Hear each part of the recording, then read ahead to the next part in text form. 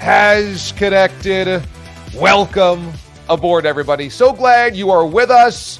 You know, we usually do this on Sunday nights, but we figured before this week elapses, it's best for us to recap this epic trip. And so we, of course, had the Friday night, Friday afternoon, depending on where you were in the country, 2-hour extravaganza from Line 51 in Oakland, the Damon and Damon invade Line 51 special. But we said we can't get away from our roots. And Aidan and I, the Marquette Marvel, decided let's do a recap episode. But last night was still a lot of decompression. I was on almost no sleep. I took the red eye back from the Bay Area on Saturday night. I landed at Newark at about 7 a.m. Eastern. And then I drove home and I was shot all of Sunday. So I don't think I would have been very good yesterday anyway. So this is better. We have now kind of decompressed, had a chance to digest it and a chance now to kind of break it all down. Over the next hour or so, it'll just be a complete breakdown of the Oakland trip. I know that Danny Hurley is staying in Yukon. I know that the Steelers are extending Mike Tomlin. I know the Stanley Cup final. Game 2 is tonight. We're gonna shelve that for my morning show tomorrow on SiriusXM. And then we'll get back into the normal swing of things next Sunday night. But I wanted to really use tonight to really walk back through what happened over the last 3 days, Thursday, Friday, Saturday, and now today, Monday as well, just to kind of sift through everything, explain it from my firsthand account, and really put a bow on what I thought was an amazing experience. And then a lot of people I know that watch this show and follow me on social and listen to SiriusXM in the morning show weren't able to be there. And I wanted to make sure that I really connected with all of you that weren't able to be there, but feel almost invested in this whole cause, even if you're not an A's fan. So that's tonight. Coming up, Bryan Johansen's going to join us. He's the founder of The Last Dive Bar, which is our apparel company that really has been front and center, the engine behind trying to get the word out and keep the A's from moving, or at least make sure that the true story is out about John Fisher and Dave Kaval and the A's. So Bryan's going to join us because he also acted as my concierge the entire weekend, and he was my tour guide for all of Friday into the wee hours of Saturday morning in Oakland. So he's got to join us to talk about the experience as well. He'll join us probably in about 15 minutes from now. So this is the bit. Tonight, definitely want your questions. Certainly send them in the chat. We'll get to Q&DA a little bit later on in the show. Absolutely Golden Grams on the table as well. What you're doing, what you're drinking, what you're eating as you watch the show tonight. Send it to us either on social. You know the handles, at Damon Amendo on Instagram, at Damon Amendo on Twitter, or on our Gmail account. Just email us as well. That's watchdalive@gmail.com. Any way you want to send it to us, and we'll post some Golden Grams a little bit later on. Your Instagrams, if you will, your Golden Grams coming up later on to the show. And if we get some good ones, we'll give away some gear, because that's where this story starts with The Last Dive Bar. And I was going through my merch that they've given me to send to you guys as winners and loyal listeners. They appreciate our support and they want to share the love with you guys. So I've got all of this stuff in my home studio to send out. And I had this box of t-shirts as well. And I looked at the date of when it was sent. And it was April of 2023. That's how long my relationship with Last Dive Bar goes back. And so before we even had a Watch DA Live, before we had a YouTube channel doing this, before we had the Last Dive Bar as part of this opportunity, Bryan and his crew reached out to me and said, hey, man, thanks for doing what you're doing. And I was kind of blown away at that point. That's more than a year ago. And what they recognized was I was one of the rare members of the national media that seemed, in their eyes, to have the story right. And a lot of people had it wrong. And the first most important thing I can say about my entire trip there was that I felt certainly convicted in my beliefs. I watch sports. I've studied sports for a long time. It is my career. I do really enjoy research and context and history and perspective. And so I do feel specifically qualified to talk about things in a larger sense in sports because I've been doing this for a really long time.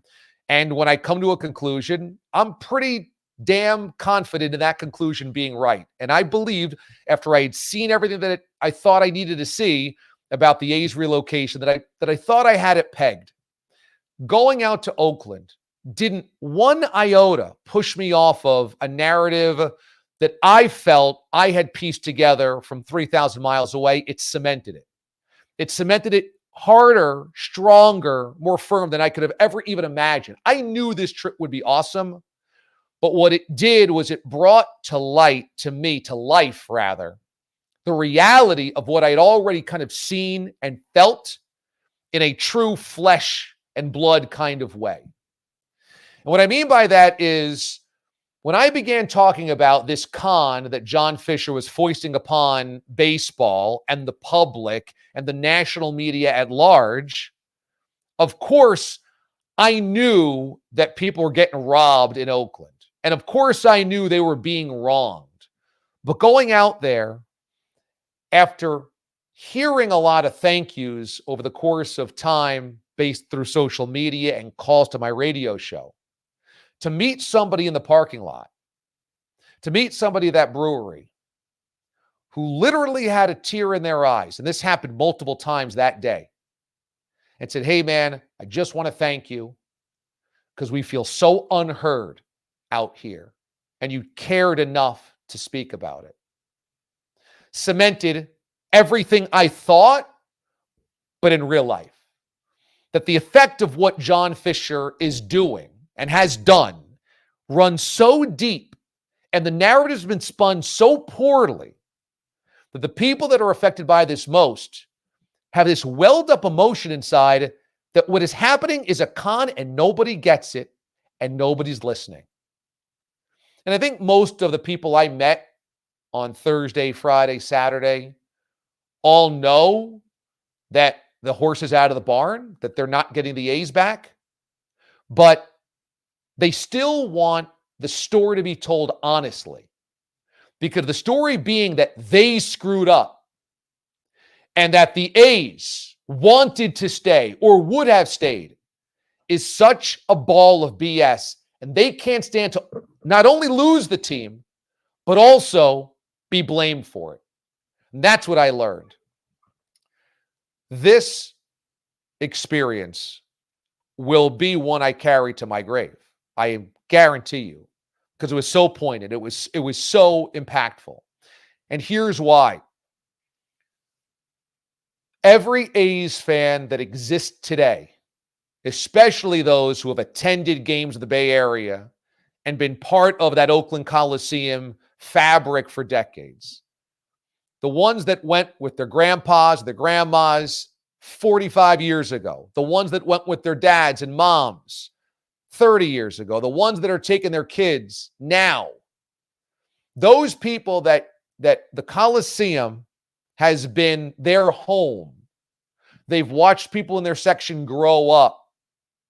That experience of going out and sitting in the sun and watching a ball game, that's ripped from them forever. Forever, once this thing goes down. And they have had every reason to throw their hands up and say, we are done. This owner never spent a buck, never re-signed any of the homegrown talent they grew up loving, never signed a free agent because it was the final piece or even a given piece. Dismantled, disassembled, let wither away multiple winners that Billy Beane had basically built in spite of the situation. Didn't put a dollar into the Coliseum, and then waged A war against the most loyal fans, treating them like they were the enemies, and B, running a counteroffensive by saying, oh, we've got a parallel path. We want to explore Vegas, but we definitely have an interest in staying in Oakland, when in reality, they never had an interest in staying. If all of that happened to you as a fan, you could be forgiven for saying, never again. I'm not spending $1 on that team. I won't watch a game. I won't watch an inning. It is dead to me. And the people that I met at Line 51, the people that I met at the Oakland Coliseum, the people that I met in that parking lot, everybody that I met still were holding on to those memories and still cared enough to show up wearing an A's hat, a Ricky Henderson jersey, whatever it was, they still cared enough. And I couldn't believe it. I couldn't believe how many people still, in the face of all of this criminality, attempt to tell them, please go away. We're working here. That's what Dave Kaval and John Fisher in baseball have said. Go away. We're working here. And they still showed up. And so this is a message to those who watch me and listen to me from all across the country, all across the world, because I've been on national radio now for 12 years, CBS Sports Radio, and now SiriusXM has reached a lot of different parts of the country. I didn't work in locally. And so there's plenty of people that listen to me, follow me, that are not A's fans, not based in the Bay Area. But every single one of you, I know, if you've come to me, I believe, have a pretty good heart and want the best for things, because that's been my message all along in a lot of things in life. And you have comrades in the Bay Area, because I feel like all of our D-aliens would go to bat for these people because they've been wronged. They have been wronged. And I know I send out these T-shirts, winners here. It's not just a free T-shirt for people. It's like, yeah, I'm down for the cause. I hear what A's fans are going through. This may have happened to you. Maybe you're a Baltimore Colts fan. Maybe you're a Cleveland Browns fan. Maybe you're a Houston Oilers fan. Maybe you're a Montreal Expos fan. This has happened many times over. Maybe you're a Seattle Supersonics fan. And there is a certain part of this that a lot of people feel some type of identity with, even if they're not from the Bay Area. And I can tell you, all of the people that I met, you would be proud to have as your friend. Every single one of them. I mean, really heartfelt, good folks that just want to keep their baseball team. That's it. And keep their memories. And want pass them down to their kids. That's it. That's all they want. And they're not being heard. I posted 5 different clips of the mayor of Oakland and her amazingly candid interview from Friday's show on social media. And if you climb into the comments, you will see plenty of people that will blame the city of Oakland, blame her, say good riddance to the A's, say Vegas deserves them, Oakland lost the Raiders, Oakland lost the Warriors, they've got crime and homelessness and poverty, and of course they're going to leave, and kind of almost gleefully celebrating that the A's are leaving. I'm not engaging with those people. It is not worth my energy. It's not worth your energy. It's not worth anybody's time. I think part of it is the Vegas thing. If you're a Vegas fan, you just want this to go through because you want your baseball team. And I could understand that. I've never said that Vegas won't be a good baseball town potentially. I just think if you're Vegas, you want nothing to do with John Fisher because he's a total criminal. This is totally criminal what he's doing. And he's a cheapskate and he's a liar and he's an anonymous kind of cloaked owner who is never going to work in good faith. And you just don't want him. And so I would just advise Las Vegas, you're a good market and baseball wants to be there. You'll get your expansion team. You may get a different city that wants to relocate. Say no to John Fisher. I'm telling you this right now. Say no to John Fisher. And if you're a Vegas fan and you're on social media and you're banging the drum about how the A's have to move and it's a terrible city and yada, yada, yada, drop it. Drop it. Because if it was the shoes on the other foot, sure. Bay Area A's fans would be like, oh, come here. You want to come here. You would certainly root for a team to leave. It's just the way that this thing goes. It's a zero-sum game. One city loses a team, the other city picks it up. You don't get to really share it. But the idea that this has been the city of Oakland's fault is so beyond reason. It is so not the case. And it is not perfect in Oakland. Nobody should assume that it is. I certainly didn't go there and walk away saying they've got no issues. Absolutely not. But every shred of evidence that you can piece together paints a picture of John Fisher has been the problem at every turn, the biggest problem. And I'm not saying that Oakland City government doesn't have its own issues it's had to navigate.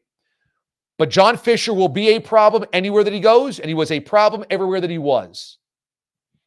This is an owner that no matter where he was in America, refused to spend a dollar. This is an owner that shared a coliseum with a football team and refused to work with the football team for a new ballpark or a new stadium, which is why Mark Davis threw his hands up and said, I'm out of here. It is an owner that refused to work in good faith with the city. It's an owner that lied about his intention, and it's an owner that already in Las Vegas has gone through multiple sites. Doesn't have any of the funding yet. Doesn't even have his own funding. Is going to spend 3 years in a AAA baseball ballpark before he even gets to a stadium in Las Vegas. And already has the gall to say, and we're going to need 8 home games as well from Las Vegas because we're going to go on a barnstorming tour. That's the way we could increase the brand. No, increasing the brand would be building a winner and acting in good faith with your new town that's going to give you taxpayer dollars. That's building the brand. He's not interested in that. He's interested in moving the goalposts every step of the way. So in terms of the negativity on social media about this, I'm not engaging. I'm not interested in it. Doesn't mean anything to me. I know what has happened. I've absolutely sifted through everything I need to sift through to see. The people of Oakland have felt as though the narrative's been built. There's nobody at the ballpark. There's nobody there. They don't care about the A's. And look, if they've lost all these other teams, of course, they're going to leave too. And these fans of Oakland keep saying, well, we would show up. We want to show up. We are desperate to show up. But not for that man. And there are still people that do show up in spite of that man. That's the powerful thing about this. It is truly an abusive relationship where the Oakland A's, led by John Fisher, whose henchman is Dave Kaval, started a process 15 or 20 years ago where they were trying to basically kill the interest in the ballpark, kill the interest in the team, kill the interest in the city, so that when they moved, they couldn't be blamed. And they ran that con until the very end, and they're still running it. And some national media, they've gotten wise to it. Some national media has figured this thing out. But the incompetence is all on John Fisher's table. The duplicitous nature of negotiations is all with John Fisher. The inability to spend a dollar on a team is all on John Fisher. The inability to come to the table with the Raiders and Mark Davis is all on John Fisher. The inability to understand that there is a loyal group of A's fans that maybe even if you played nice and embraced them and sold them on the idea, hey, if we go to Las Vegas, they're still your team. Or you can still be proud of the history of your organization. If they could traffic in any of that competently, there might still be some bright light on the horizon. And they refused to do any of it. They went for the last 20 years. So the A's fans that I met that said thank you just want that story. Hey, it's not our fault. We want to be here. We are desperate to be here. But that guy's ruined everything. And if we all can just understand that, that's all they care about. And they care about the truth being told. And that is the truth.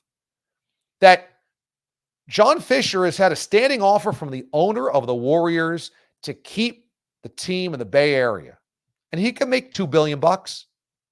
And if John Fisher wanted to be a hero and prove that mommy and daddy didn't just give him all of his money, he could have gotten the Howard Terminal Stadium built potentially, at the very least got a new site, a new ballpark on the site of the Coliseum.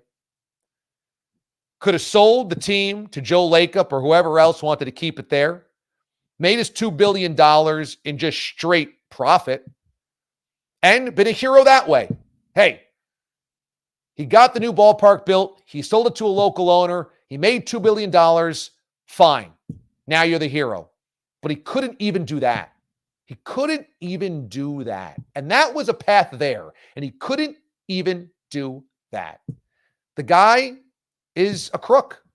The guy's from a integrity standpoint, totally bankrupt. And Dave Cavill, his henchman, the same exact way. That's the big picture here. The smaller, granular picture is, man, the weekend was amazing. It was amazing because I met all of these people that were so cool. So cool. And they were led by the guy that runs and has founded Last Dive Bar. Let's hear it, everybody, from my man, Bryan Johansen. All right.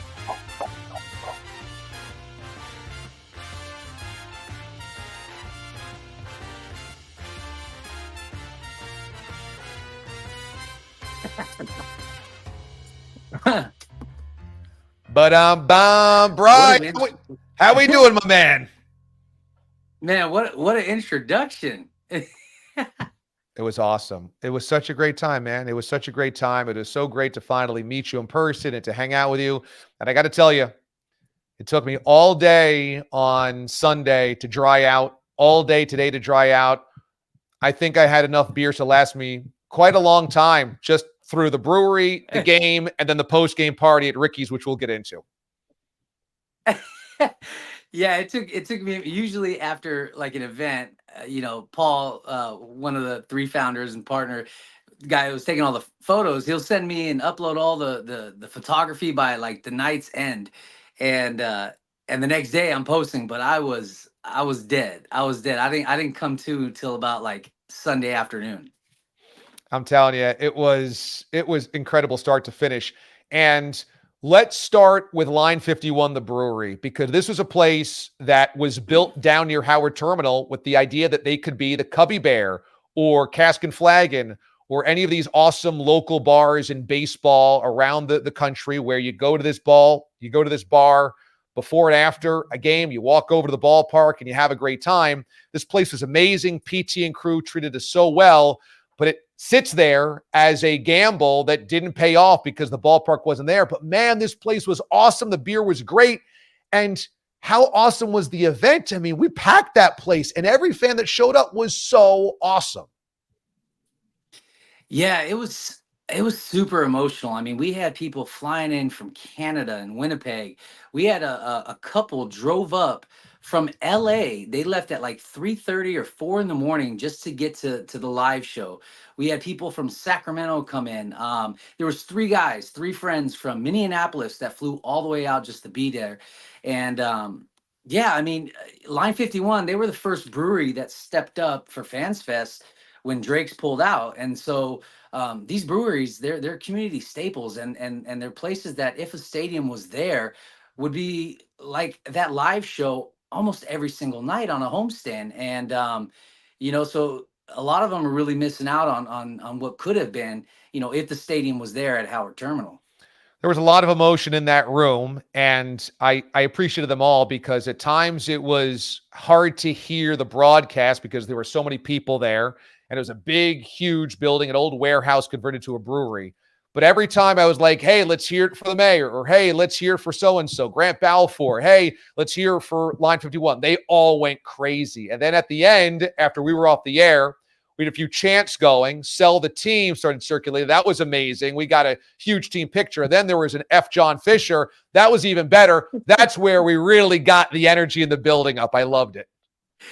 Yeah, and we stayed a little bit late because I think we were just like soaking it all in because, I was worried that not a lot of people would be there because of work and everything. But I think we had upwards of like 200 people, just crammed wall to wall at Line 51. And like you alluded to, I mean, people were genuinely, they were happy. They were happy to be together amongst each other, talking, conversing about stuff that we're all going through as fans.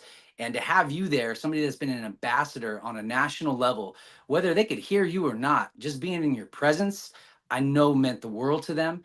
And then having that live broadcasted, and shout out to Jillian, Bruce's wife, for making sure everything was good, and Aidan back in, New York and everything. we have something that we can then go back on, listen to, look at, and see for the rest of our lives, whether the A's stay or go. We have that, and you helped bring that. I mean, you were the man that brought that here, and so that speaks volumes to what this entire movement has been about, right? It's not necessarily trying to keep the A's here, which we're all trying to do, because we know, we're fighting against 29, MLB owners and everything, but it's the fact that we get to create these memories, we get to push uh our feelings and everything out on a national level. It's viewed, it's recognized, it's acknowledged, and we have people advocating for us, yourself, Ken Rosenthal, Jeff Passan, the Foul Territory guys. I mean, there's a lot of people. I was just on a radio show today, San Diego radio station, a huge radio station down there, because they wanted to ask about the Sell Flag Tour. Like, that's something we've been doing, having fun with. But the fact that now we have radio stations reaching out to us saying, what is this all about? And we're in your corner and we're rooting for you guys. And they can empathize because of what happened with the Chargers. Yeah, that's a That's great special. point. Yeah, that's a great point. What was your read on the mayor? Had you ever had any contact with the mayor? She came through and she did about a 15-minute interview with us. What was your take on that? Man, I love the mayor. She is she's awesome. But just from I don't know her. I don't live in Oakland now, and so I can't really speak to the political stuff and all that. But across the board, statistics have been down in Oakland. She inherited a horrible situation when it comes to the stadium and the Oakland A's, and collectively they raised 950 million, for Howard Terminal. They, like she said in the interview, which we haven't heard before, is she literally was there, her crew was about to be pen to paper, and 2 hours later Cavill calls her and is like, peace out, we're going to Las Vegas. I mean, that's how close this was to a $11 billion development. And like Damon Bruce was saying, like, what are your thoughts on if they just had a stadium? Like, how do you feel if it was just a stadium and not the development? And the fact that she responded by saying that location is shovel ready, if that's just the case. And, now that, there of course would be some things that would have to happen, but it's theoretically pretty damn near shovel ready. And the fact that the Coliseum's been sitting there, it's never been developed, it's never been invested into, the area around's never been invested into. It angers me. It makes me mad because there's so many other stadiums that were in situations like the Coliseum were, and they were developed. The areas around it were developed. And those stadiums are considered to be gems of this league. And the fact that we always could have had that in Oakland, whether it be the Coliseum site or something facing, Oracle Park on the waterfront, it angers me knowing that one man is the reason why we haven't been able to have that, and it's never been able to come to fruition. It's a great point. And, I look at a ballpark that I go to all the time in Citi Field, and Shea Stadium was a multi-purpose facility in a huge sea of parking lots with a really crummy neighborhood around. It's all chop shops and auto body shops. And it was, it was an eyesore. The whole area was an eyesore, and it still is to a certain degree. But now that Steve Cohen's bought the Mets, there was a vision and there was some political might, and now it's okay. NYCFC, the soccer team's going to build a gleaming place next door.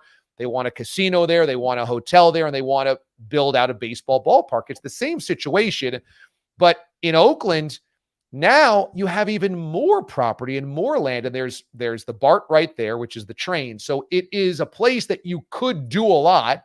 And there just was a refusal to even go there. And I think the same thing. I thought, if I'm an A's fan, I can't tell if I'm satisfied because at least I know that it wasn't our fault, our politicians' fault, or I'm now really angry because our mayor is saying, if you just want a ballpark, we're shovel ready. It's that you wanted everything else. And even when we moved mountains for you, you still said, we're out of here. We never had the intention. So was it disheartening to hear that from her or encouraging? I mean, it was super disheartening. I know you're a football fan. I'm a football fan. We're all football fans. How hard is it to score a touchdown on some, big time defenses? It's almost impossible. Well, they were about to score a touchdown. And then John Fisher said, go the length of another field. And so they said, okay. And then they went the length of the field again. And John Fisher said, try to score another touchdown. So to hear that the goalposts got moved, not 3, not 4, but several times. I mean, how many shovels and how many locations could we have had? It angers me. It angers me so much because I mean, you sit there in that Coliseum, you sit around and it's just what could have been just keeps rolling through your head. And I mean, you look at that area where the BART bridge is on each side of that. At any point in time, an owner could sit there and say, you know what, I want to work with the community, hand in hand with the community. Let's develop this area around it together. There could be some funds that come in through taxpayers, and that's fine as long as you have in earnest an owner that sees the vision with the city. I mean, it can come, it can come together and it can happen. And the fact that he's had every excuse known to man why he couldn't do it, it's sickening. It is absolutely sickening. I mean, look at that place, line 51. It's gorgeous. Look at the smiles on the people's faces. I mean, that's what's being ripped away from us. You felt it. You were there.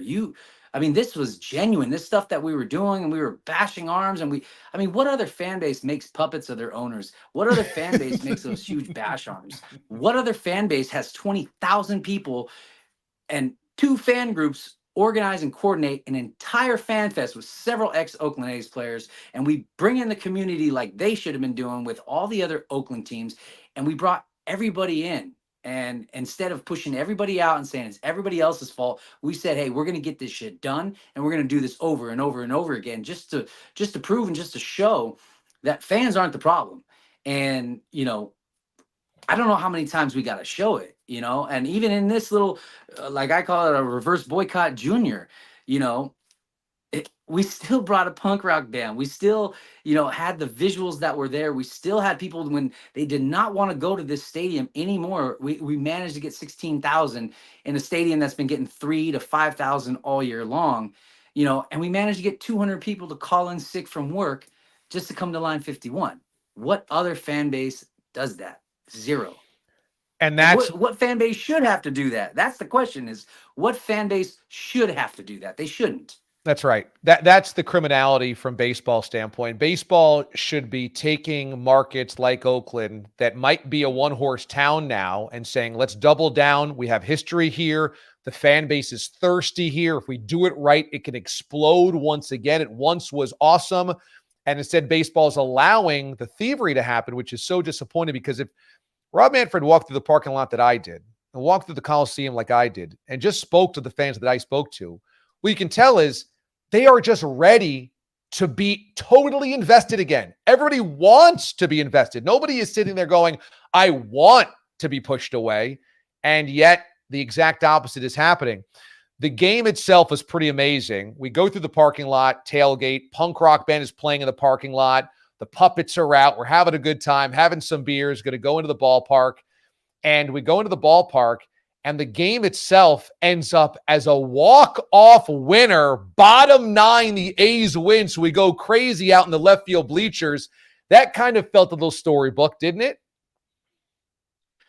Yeah, it felt like, for that moment, you really forgot all your problems. I mean, it was just fans, the field, the players, and the energy, and so, those are the moments that really tug at the heartstrings. And, like, I think I was having a conversation with you when I said, they put these video montages up on the big screen, and it talks about the history of the players, and you see the shots of the crowds and the fans, and how many, creative fans have come out of this Oakland fan base is just remarkable. And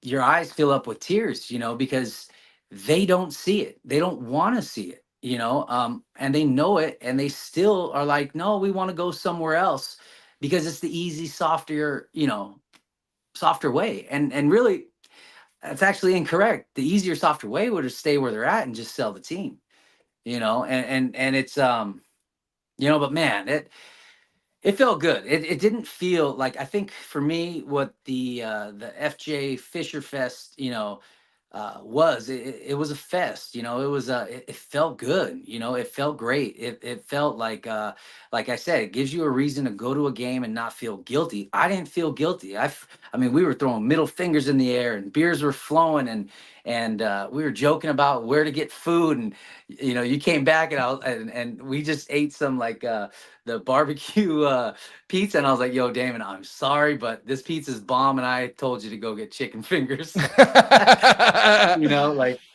It was great. you know, and the puppets, you know, my best friend NorCal Nodders, his wife Melody, like these guys have a museum filled to the brim of A's memorabilia that the A's themselves can't even sniff from a memorabilia standpoint.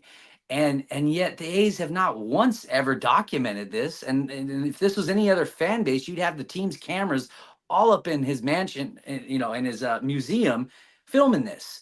You know, and this guy literally made two hand puppets that look just like John Fisher. He's made a walking, talking bobblehead of Dave Cavill. Like the creativeness of this fan base is insane. We have vloggers after vloggers, Gamer Athletics, Dylan. You know, we have all these videographer vloggers, right? Because why? Because our team doesn't give us the content. They don't do that.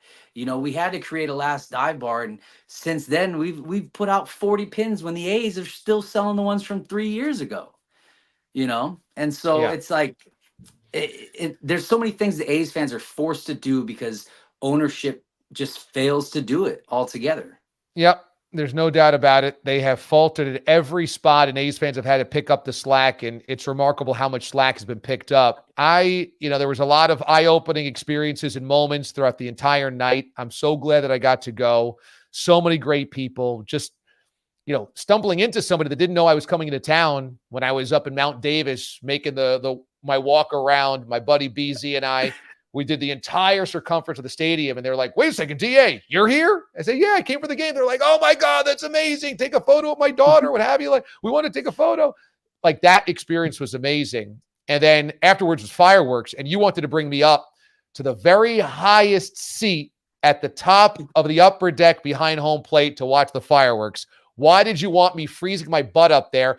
I was dressed in a hoodie and shorts. I thought that would be fine. Oh, no.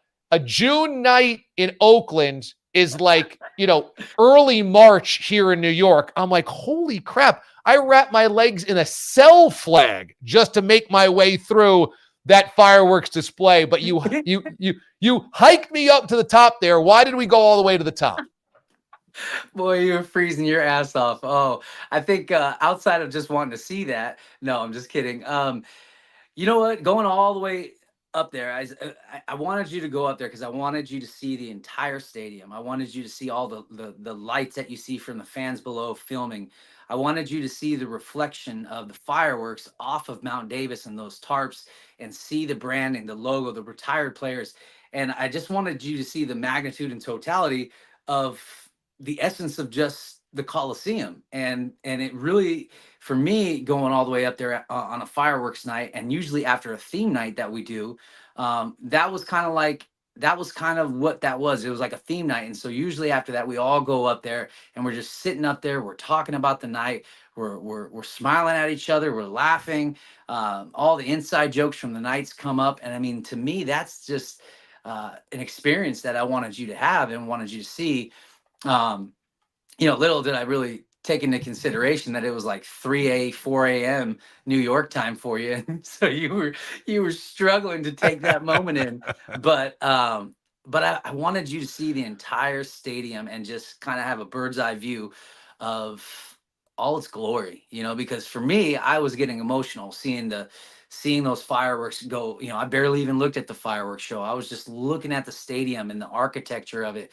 Because I mean, if those walls could talk, they would tell us so much, and they have told us so much, and we've listened for so long, and that's why we're as crazy as we are about this team and in this organization, because that history in this franchise means everything to us. It's ingrained in us, and just because some dipshit owner for the last 20 plus years is taking that away from us, he can't take that away from us.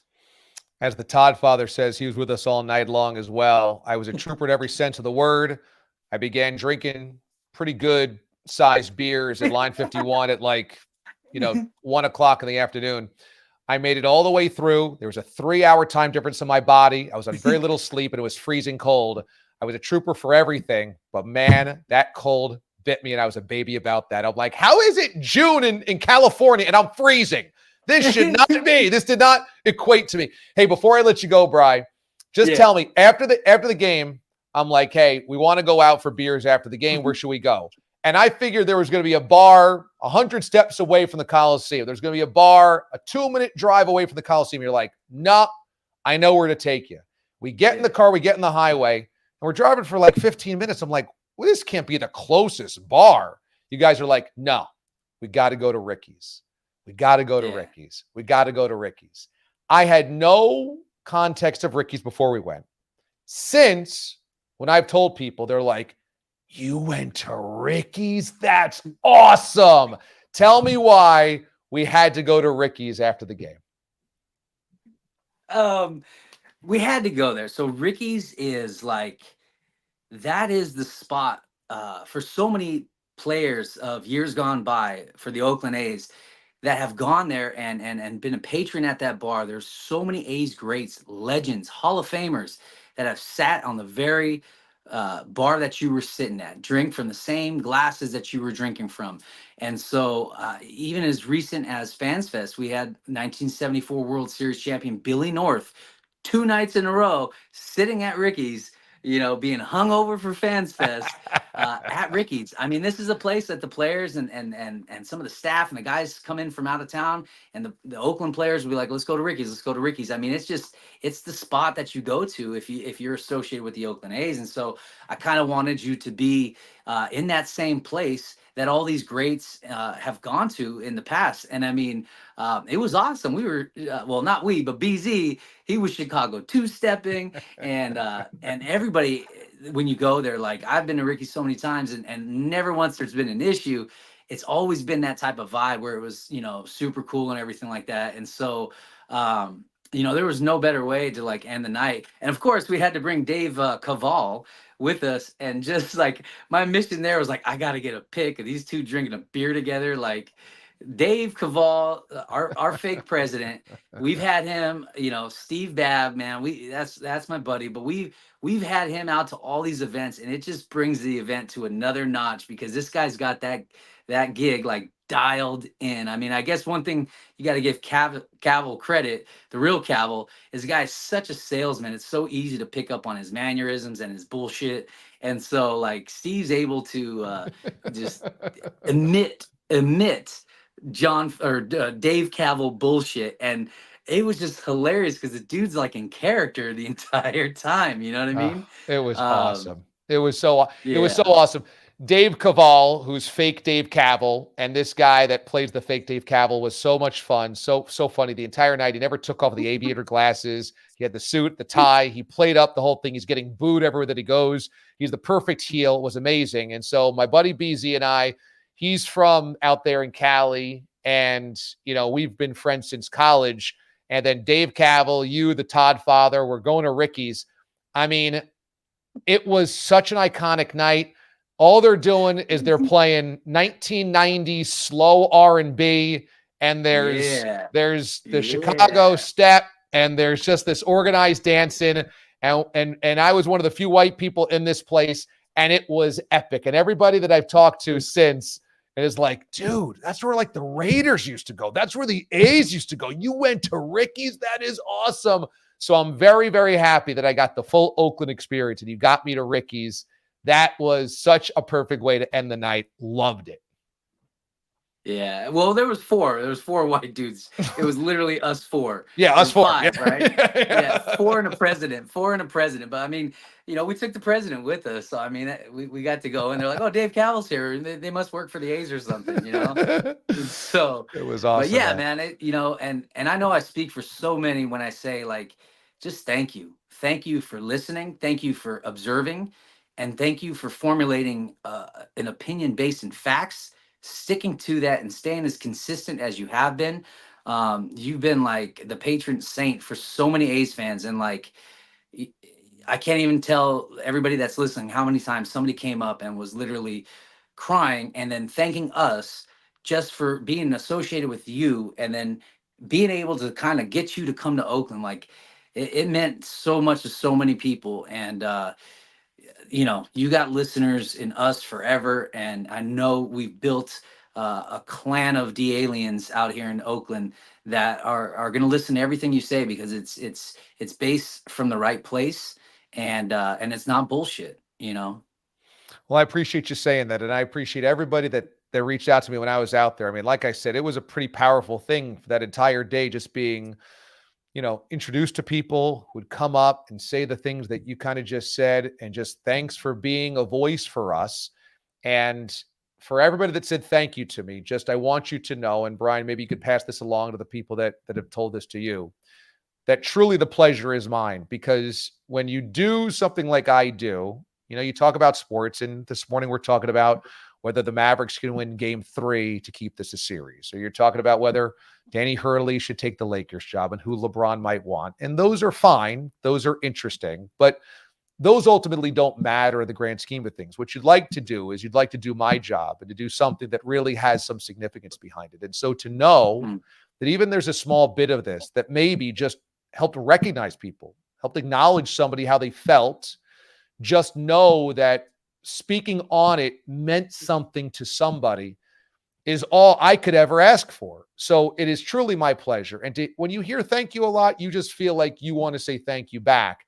So the pleasure was mine, man. You were an amazing tour guide and concierge the entire weekend, man. I mean, I can't thank you enough. And that's why my listeners and my audience, I think they're all in a Last Dive Bar, because we're trying to create, I think, a family here where everybody's good people, and everybody on my side that I've hired or brought on, it's like, we only do this with good people.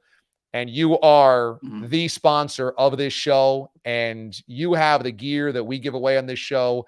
And you were the first on it to say, hey, we want to be part of this. So you're good people as well. And everybody that's listening out there should know that's my whole thing, is to bring good people together. So you're the best, man. And I thank you for having me out there. And it was just a freaking blast. And I want to do it again. And I'd be lying if I didn't say that last night I started looking at how much ticket prices were for that last home game at the Coliseum in late September. I'd be lying if I wasn't already thinking, maybe there's a way to pull that off. I don't know. I'm not saying I'm definitely going to, but maybe there's a way I can pull it off. Let's go. All right, brother. Let's go. I appreciate it, right man. On. We'll talk again, I'm sure, but thank you again for the entire weekend. It was amazing. All right, DA. Thank you. And I'll talk to you probably on your next show. Right on. That sounds great, man. Thanks again. Bryan Johansen, founder of Last Dive Bar. And Last Dive Bar is giving you guys 15% off anything in their shop. So go to lastdivebar.com, use code MOTHERSHIP. Boom, 15% off. Lastdivebar.com, use code MOTHERSHIP. All the stuff that we're giving away here is all through them. And so they've got all these awesome T-shirts. They've got great designers. They've got great graphic artists. They have these great beer mugs as well. If you just want a beer glass for the summer, you can throw in the fridge, have in the outdoor bar, use, to sit on the porch or whatever, take to the pool. They've got great stuff. Go to lastdivebar.com. They've got hoodies. I had the coolest hoodie ever. I thought it was black and neon, the Oakland Coliseum outline in neon that said Last Dive Bar. I loved. You saw me wearing that in all those pictures. They've got just really, really cool stuff. And again, if you're one of us, you get the code MOTHERSHIP. You get 15% off your order. So go there now, lastdivebar.com. And they've been the first title sponsor of Watch DA Live. And that means a hell of a lot to me. I want to just say again, it is truly significant to be part of something where people care so deeply and that it's entrenched in their families and their legacies and their memories. And so the idea that I was welcomed in almost as family it's a reflection on the type of people that I met there and the type of people that are still A's fans. These are good people that deserve better. And if we have any voice, it's to tell the story honestly, tell the story authentically, and tell Las Vegas to say no to John Fisher.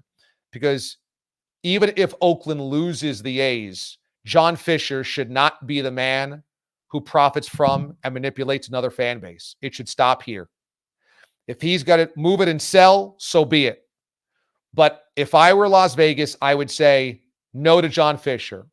We'll take the team if the next owner that he sells to wants to bring it out here. And if they don't, we'll take the expansion team, because Major League Baseball is already talking about expansion. They're at 30 teams. The NFL's at 32. They know they can get to 32 easily. Big influx of expansion money can come through there. And they want Vegas. They clearly love the betting thing right now. And it's where, the important people are starting to go in terms of sporting events. And so, commissioners and corporate sponsors and events and the Sphere and everything, they like a Super Bowl there. They'll want an All-Star game there. You'll get your team.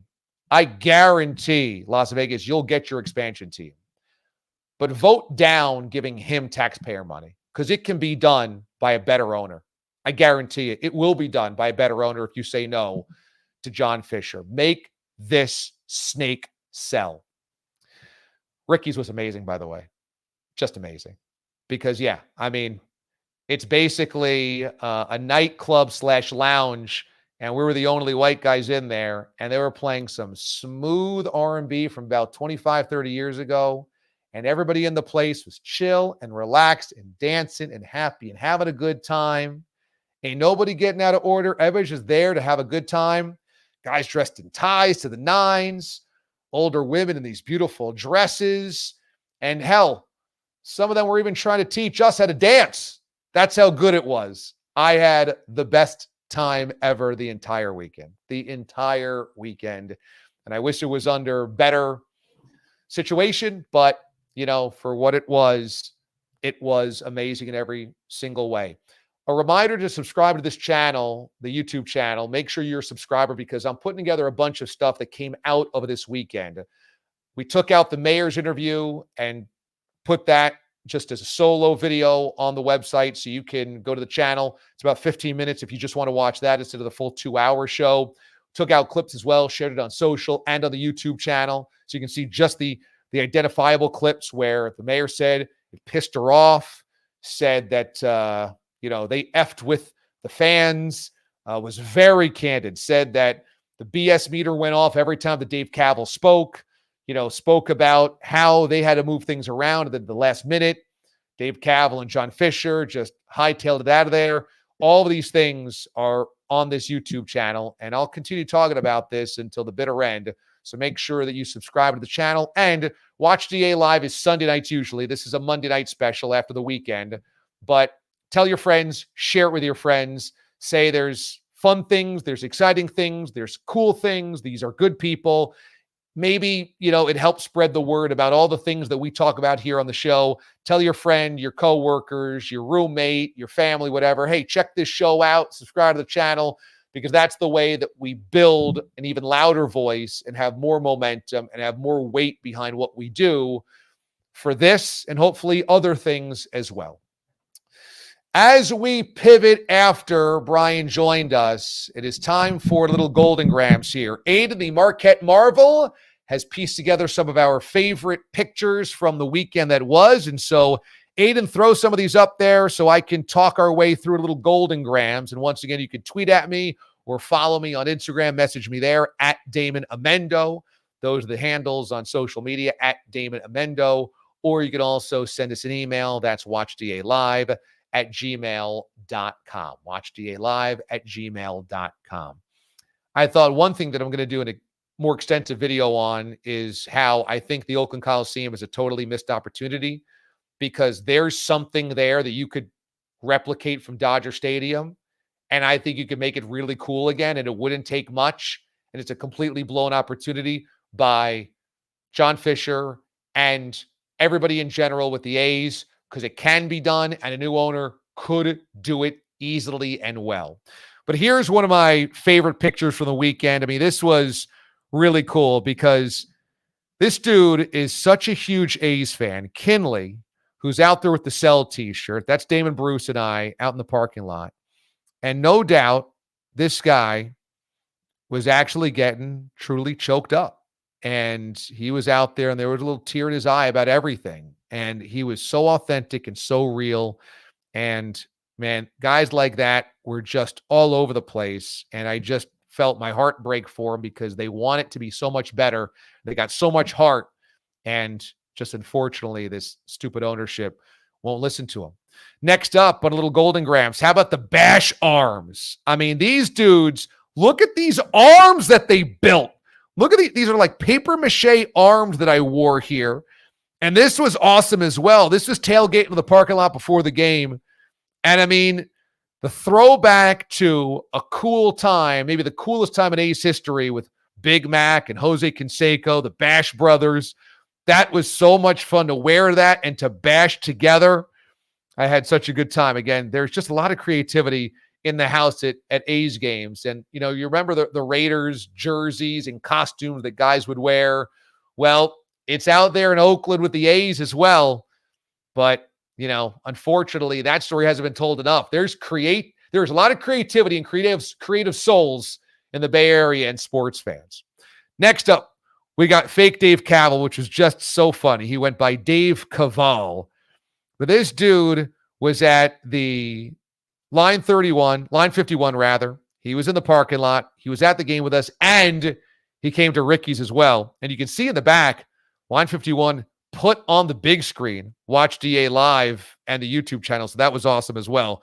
But yeah, he made me laugh the entire night, and he was so over the top. When he would answer a question to the affirmative was absolutely. And so through the entire night, even when he was out of character, even at Ricky's, deep into the night, if he would say anything to me, I'd turn and say, absolutely. I just got the biggest kick out of it. I was like, we're going to post that interview too from the broadcast, this individual on the YouTube channel. Here's Chris. And yeah, Chris was amazing as well. I loved meeting him at line 51. And we had a great crowd at line 51 right from Jump Street. That was so much fun. It wasn't like stragglers came in and it was a light crowd early. They were there and they stayed. And I said, hey, if anybody's got to leave early, come take a photo with us beforehand and don't leave without taking a photo and taking a sticker and what have you.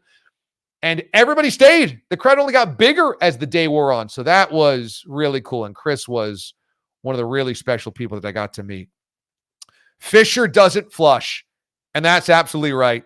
You just know that John Fisher, whether it's at the trough, a urinal, a gold-plated toilet, that's a guy that refuses to flush. He definitely does not bring his shopping cart back to the shopping cart thing at the grocery store. And everything that I thought I knew about John Fisher just was cemented through the firsthand account that I had out in Oakland. What a miserable puke of a human being. And the guy does not deserve to monetize or capitalize on this situation that he's completely foobarred times a million. Next up, again, these were all people that I got to meet at the parking lot, and we had some Watch DA Live koozies that the Last Dive Bar guys put together and we gave out. And not going to lie, there might be a few left in the hopper that I can give away here on Watch DA Live starting on Sunday night when we reboot this whole thing going back to Sunday nights. I might just have a few that I'm going to send out there. And, if we get a good response from the D-aliens that are watching this thing, I just might do another run of them because they were quite popular out of the Oakland Coliseum. And Brent, just another one of those guys that was really authentic and cool, wanted to take a photo, talk about the old days, talk about just stories growing up and going to the Coliseum. And I heard that so many times over. It was really, really special just to share those stories with other people and to hear, how in tune they've been with the franchise for so long. Hey, look at this. This guy is amazing as well. Stomper beanie. Made Stomper beanies, those elephant beanies for me and Damon Bruce. I got mine. I'm going to have to rock it throughout the summer here as I'm now a de facto A's fan. So I got the Stomper beanie. I love this guy. That's a guy that's been around the block a little bit, huh? And he was persistent. Hey, you want to wear the beanie? Hey, you want to wear the beanie? Hey, you want to wear? I made you a beanie. You want to wear the beanie? I said, dude, I will wear the beanie. I promise. For this photo. And how about this? This was so cool. This was a guy that does his own kind of die cut special custom cards, almost like they were NFTs, and made two of these, one for Damon Bruce and one for me. And I thought this was so cool.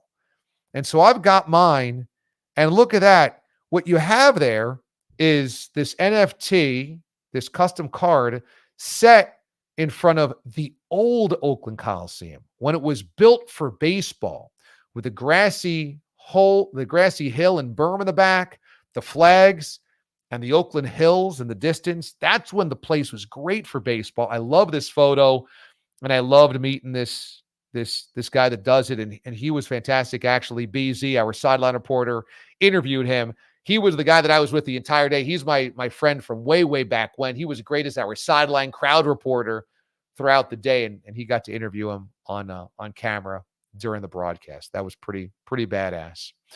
Before we wrap things up, it's time for a little Q&DA as we have Aidan, the Marquette Marvel, who's taking comments and questions as we do each and every Sunday night, usually here on Watch DA Live. Mr. Aidan Hatton, what do we got here? Now you got to unmute that microphone so I can hear you. There you go. I got you. Can you tell I'm the producer? Nelly47 chimed in and asked a good question. What was your biggest surprise about the Dave Cavill, John Fisher story from your experience? Was there anything new that you learned? I know we talked about our interview with the mayor, which, like you said, in the moment is going to be a viral, awesome story and video to share. But did you learn anything new that you want to share? Well, from a factual standpoint, and I understand that the mayor has her own story to tell, but I just thought from a factual standpoint, hearing a mayor that frank, and it was just this happened and then this happened, this happened and this happened, this happened and that happened, was really, I thought, enlightening and surprising that she would be that honest about Cavill and Fisher and that honest about the process. The second thing was the ballpark, walking through it, what you sense is the place is a dump. It's falling apart. There's a possum that runs the press box. It's dilapidated. And I walked through and I said, this could actually be cool. It wouldn't take much to make this cool. And like I said, that's the next video that I'm going to put out as part of the DA Deep Dive series here on the YouTube channel, because I have like a 5-point plan of how you could actually make that a legitimately cool ballpark again. So that was a surprise because I thought it was just going to be an unsalvageable dump, and it wasn't. And then the third thing was, of course, I knew the heart of A's fans had been ripped out, but I didn't know just how loyal they still are. I mean, the attendance numbers are misleading because you're seeing 2,000 people in the ballpark, and you're like, wow, everybody has run for the hills. Every single person has been like, F you, I'm out of here, I can't do it. I mean, we went to the ball game, and I know it doesn't sound like a lot, but 18,000 people showed up to the ball game, and 18,000 people refused to go away quietly. And 18,000 people, it felt like every one of them said hello to me, said thank you to me, said, this is why I'm still here. This is why I'm not going away. This is why this still matters to me. And I'm like, you can't kill these people's hearts. You can't do it. They are unkillable. Literally, you cannot beat them off. They are not going to say no. It's just amazing. That was inspiring and surprising all in the same way. I love that little pack, and you know how much I would have loved to be out there, but with how much the story was documented, with all the pictures we just showed, with everything that you and Damon did, Damon, it felt like we were all there. As somebody who wasn't there in person, but working on the ones and twos for this on Friday and today, it felt like we were all there with you in spirit. I'm not the only one.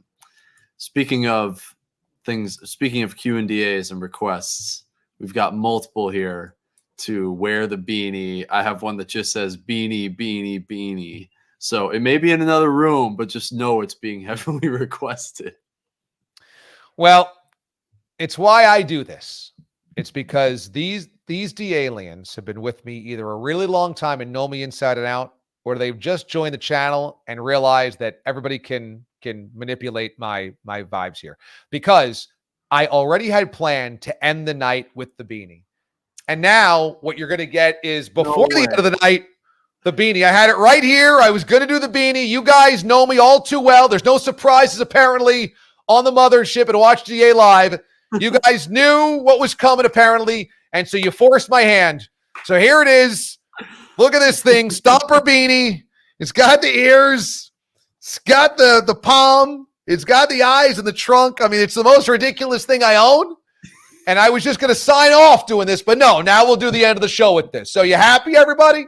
Now you got what you came for? Now you got DA the Stomper Beanie on Watch DA Live. And you lit up the comment section. Now I gotta rip through all these, but we're gonna do the rest of the show. And to anybody watching at home and how much DA and I plan the show, that was one thing that he did not throw at me. Hey, I'm gonna finish the show with the beanie. That was not planned at all. So it makes my job even easier. You guys know me all too well. Wear the beanie, wear the beanie. Yes, I was gonna get to that. I was going to get to the ridiculous knit elephant on my head. Yes. One thing at a time. You mentioned the Todd father earlier in the show. He just threw a good one in. 2 questions. Who is the greatest fan base you've ever met, and why did you say the Oakland? A's fans, to me, have such a brotherhood with the old Cleveland Browns fans that poured their heart into a team and then watched their owner, Art Modell, rip it away, and watch their own kind of city politics kind of get in the way of whatever was supposed to be. But I mean, truly, this is different because I think Art Modell, wanted to stay, whereas John Fisher actually didn't want to stay. But yeah, A's fans have put their stamp on most amazing fan base because they have no reason to keep hanging around. None whatsoever. They have been stomped on a million times over, and they will not go. At least there's a portion of them that will not go away. So in terms of resiliency, ain't nobody more resilient than A's fans who have been told to go away. We don't like you, and refuse to go away. I got one from, and this was actually one that I wanted to ask as well, but it comes from Jordan. Awesome to meet you. Thanks for coming out. And specifically the metal show that they put on, and I think you and Bryan touched on it a little bit. Can you give us a little scene from the parking lot? Okay. So this was amazing because, my vibe of Oakland, you have to realize, growing up in New York, I'd been to Oakland once or twice, but briefly. I hadn't gone to a game at the Oakland Coliseum. I did go to a Warriors game at Old Oracle back in maybe 99. So I've been there, but I haven't spent a lot of time there, certainly recently.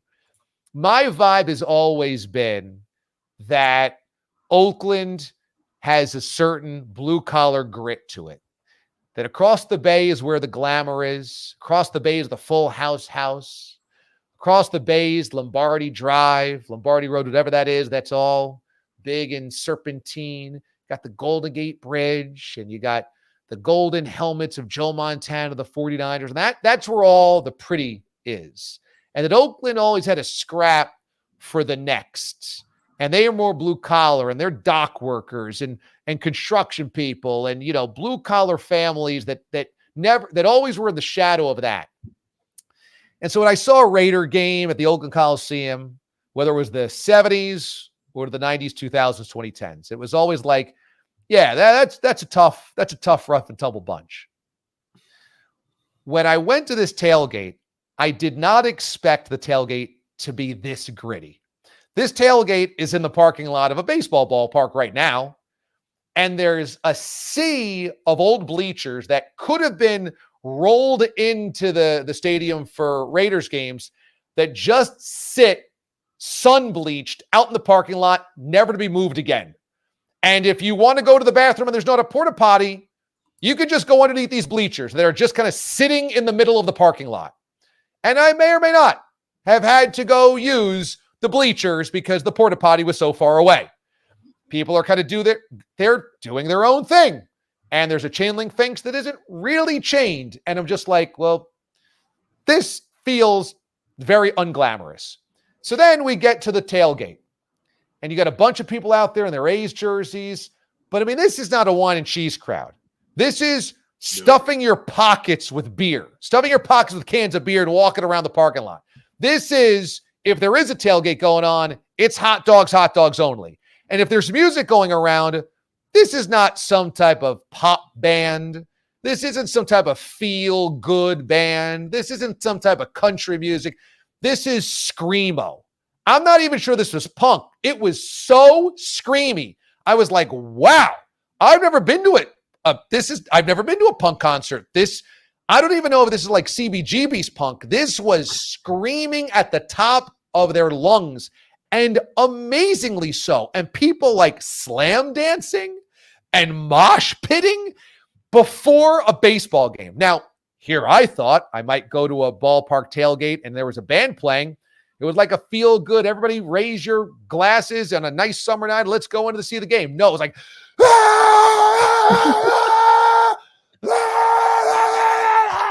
I mean, this girl that was singing was on the pavement, the concrete, sprawled out, screaming. Oh my God. This is the pregame concert? I'm used to Casey and the Sunshine Band being brought in. All right. And instead, this was not Earth, Wind, and Fire. This was a Screamo concert. I'm like, whoa. It was just, wow, combative physical fire. So that's what I thought. And I thought, this is perfect. All of this is totally perfect because I don't want it to be glamorous. I don't want it to be soft. I don't want it to be, fuzzy around the edges. I want it to be hard and gritty like I always thought Oakland was, and it lived up to the billing. And I don't even know how to respond to that. I had to throw you on full screen for the reenactments of the show. I think that a couple screen grabs will come out of that. Along the same lines of the stadium, this actually leads perfectly into the next Q&DA, the penultimate. I got two more for you. But the first one comes from Adam Warlock. What was up with the Coliseum PA system trying to drown out the sell the team chants? You were there in person. Was that something that you recognized as well? Yeah, it was a bizarre thing. The A's clearly have one toe in to being there for an entertainment option for you, and 9 toes out of we hope that you all go away. Because, yeah, you walk in and there might be a Vita Blue pseudo mural, and it's like, oh, look what he did. But then there's kind of like no other mentions of history. And then you go in and it's like, oh, look at this montage of the team from years past. And then there's, oh, let's play music over all of you fans because we don't actually want the narrative of why you guys are here to be out there. We want to act like everything is rosy. And, yeah, I did notice that. And you could just sense that everybody in that ballpark is there with the truth in hand, including the road broadcast. I mean, the Jays broadcast talked about the reverse boycott and showed pictures and video of us in left field and the signs and the fans and all of that. And then, you have the PA address that's trying to prevent, I guess, people from realizing what's going on. I mean, it was, I'll bring up 2 quick anecdotes. One, we were going into the gate and we brought in a long instrument, like a vuvuzela, for one of the cell flags, and just to bring it in. And the security guy's like, no, you can't bring that in. He's like, sure I can. I bring it in all the time. He's like, no, sorry, it's outlawed. He's like, I bet you it's not. He's like, yeah, it is. And once there was a conversation, like the security guard was like, yeah, come on in. And he wasn't going to put up the fight because he knew that like ownership was just all a facade. And we went in, and BZ and I took a walk around the stadium, and we stopped to get hot links there. And so we got these hot dogs, and and we were talking to the guy, and it was like going to be another 10 minutes or so before they put on the next round. So we were just going to wait and hang out, have a beer. And so we started talking to him a little bit, and he wanted to be like, yeah, it's all good. Everybody's happy around here. But like, even to the side, he's like, yeah, this is totally effed up. Like, I've been here 24 years. He said, I've been here since 2000, worked with the same team.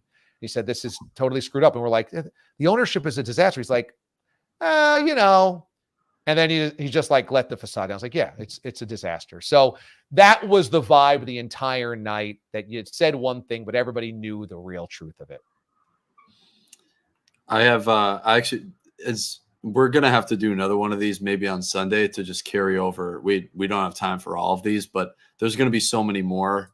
I do have to give a quick interlude before I throw out the last question to Mr. Damon Bruce himself, because he wrote in and said, as you were telling the parking lot story, yup, you saw the real Oakland. We're 20 minutes from fighting over gasoline. That was one of my favorite lines of the entire, it might have been my favorite line. I'm like, whoa, this is intense. And Damon Bruce said, yep, that's Oakland. We're about 20 minutes from fighting over gasoline. And it was like, wow, so it really is like a little Mad Max over here. This is kind of Thunderdome, isn't it? Yep. And we love it that way. I'm like, that's amazing. That is truly, truly amazing. And Damon was one of the kindest, coolest tour guides and co-pilots I could have had. His wife, Jillian, really was a lifesaver with the, all of the electrical stuff, the technological stuff. We needed her help. She's in tech and she helped us get that whole thing wired. And I know Aidan. She was an MVP. I mean, we were on the phone for a good 20, 30 minutes before the show. Hey, making sure everything's correct. Is Damon's profile linked up to a lot of Damons on the phone.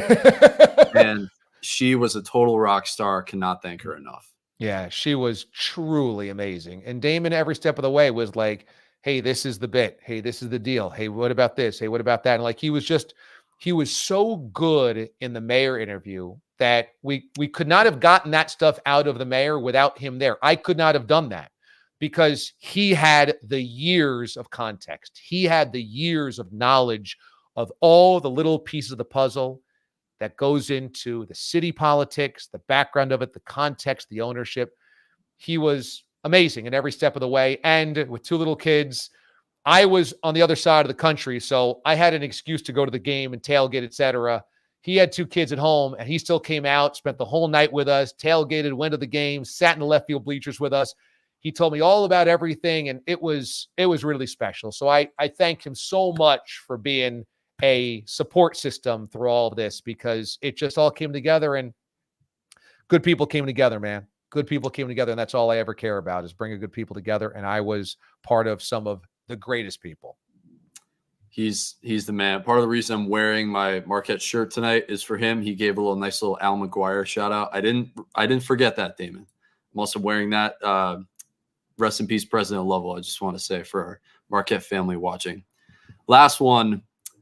It comes from our good friend Gigi, and I think this is the perfect capper. I don't know if he meant to write this in at the beginning of the show, but I'm writing it in at the end of the show. Does this mean I have to go make an exhale cocktail now?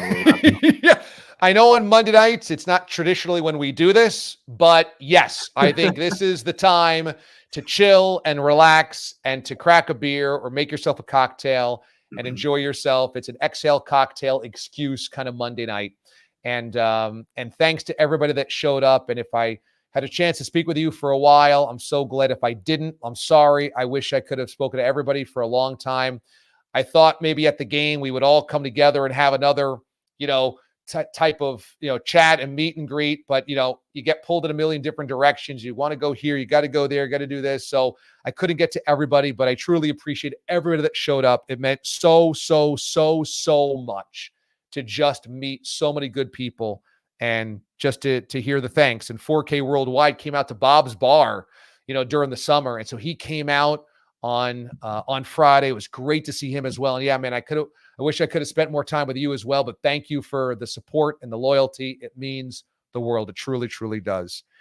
And I think it's time to wrap up with the moment of sports zen. And we like to put up a full screen picture here that makes me feel good, that gives us a good vibe going out. And I want to put up one from this experience. And this is going to be a moment and an image that I never, ever forget. And I mentioned that Bryan Johansen, who runs Last Dive Bar, said, we got to go up to the back row of the upper deck for fireworks. And I'm like, we got pretty good seats down here. We could sit anywhere in the lower bowl. No. We're going up to the last row. And it was blustery and it was cold and I was freezing. And I'm like, why are we doing this? He's like, you've got to take it all in.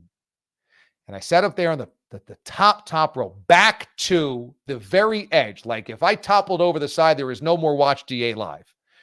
And I got to just sit there and look at all of it. And this crew was with me from the start of the day, through the tailgate, line 51, end of the game, fireworks post game, and then we went to Ricky's afterward as well.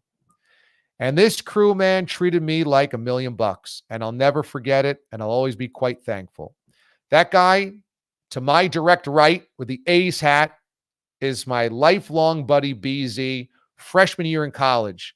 And he's just like the salt of the earth, best dude. And he's like, I'm down for the cause, man. He's a Mets fan like me, but he's like, I'm down. I'm buying this A's hat, and I am down for this. I'm here for this. That's Bryan in the front, who runs Last Dive Bar, who just amazingly, kind.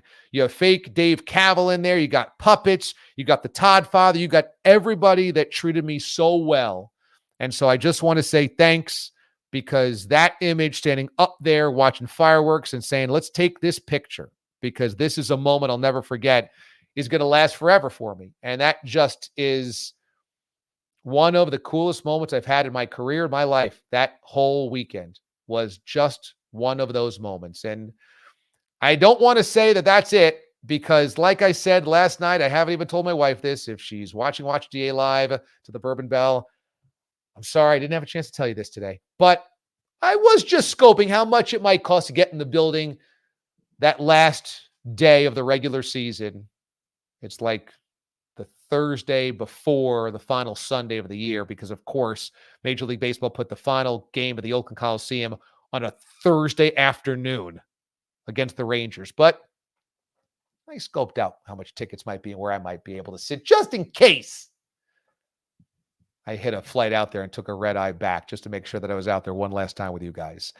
That's going to do it for us. Hey, thank you so much, everybody. Everybody in Oakland, thank you.